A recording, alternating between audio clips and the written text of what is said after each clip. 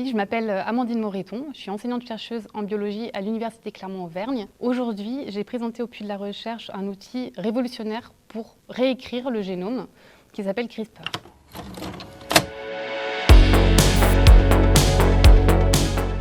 Alors cet outil révolutionnaire CRISPR, en fait, il existe à l'état naturel chez la bactérie. C'est un système de défense qui permet aux bactéries de se protéger contre les virus.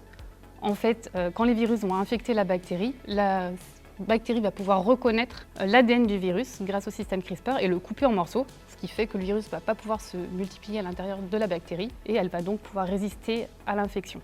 Ce système CRISPR bactérien, en 2012, il y a deux chercheuses, la française Emmanuelle Charpentier et l'américaine Jennifer Doudna, qui ont réussi à l'adapter pour pouvoir modifier le génome à façon, donc pas spécifiquement pour détruire de l'ADN de virus dans une bactérie.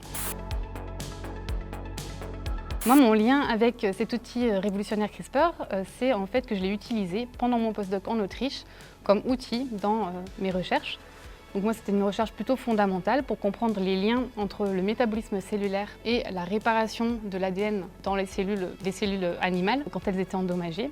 Et j'ai utilisé l'outil CRISPR pour supprimer des gènes et voir ce qui se passait quand on supprimait ces gènes, comment ça impactait la réparation de l'ADN.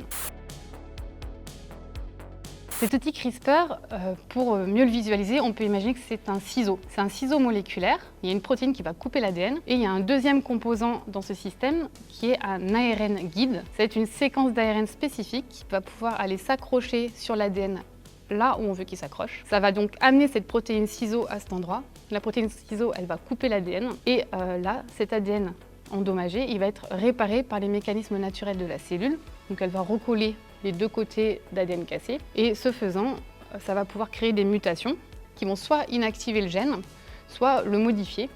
Donc c'est pour ça que c'est un outil très important pour modifier le génome.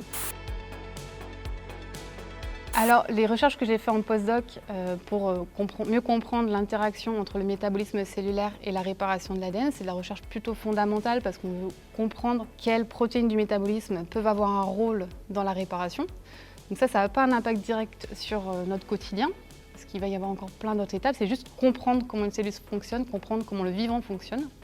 Par contre, la technique CRISPR en elle-même, elle a des applications concrètes dans la vie réelle de tout le monde. On a plusieurs exemples d'applications concrètes de CRISPR dans la vie réelle, notamment en agronomie et écologie et en médecine. Par exemple, on peut utiliser la technique CRISPR pour modifier des aliments, pour augmenter le rendement. Par exemple, si on modifie un gène de la croissance d'un poisson, ce qui a déjà été fait, le poisson va devenir plus gros, il y aura plus de chair, plus à manger. En santé, on peut utiliser CRISPR pour faire des thérapies contre des maladies génétiques, donc des maladies qui sont dues à une mutation dans l'ADN. On va pouvoir en gros corriger cette mutation avec l'outil CRISPR, même si c'est quand même très compliqué encore à ce jour. Il y a quand même des thérapies qui sont déjà autorisées.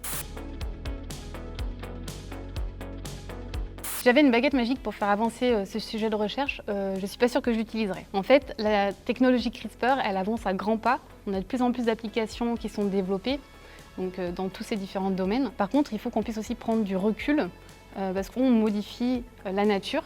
Et la nature, c'est un équilibre. On ne sait pas encore, on ne pourra jamais savoir les conséquences de ce qu'on fait. Donc autant aller petit à petit, modifier une chose, voir ce que ça donne, continuer de modifier ou pas, et toujours en gardant un recul et un esprit critique avec tous les acteurs de réglementation, les chercheurs, les industriels, etc.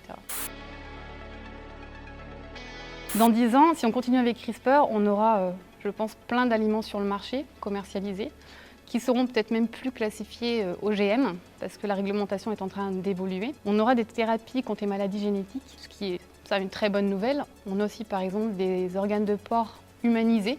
Donc on pourrait avoir des greffes de porc pour remplacer les greffes d'origine humaine comme on est en manque à ce niveau-là. Par contre, il ne faudrait pas que ça aille trop loin non plus et qu'il y ait trop de dérives.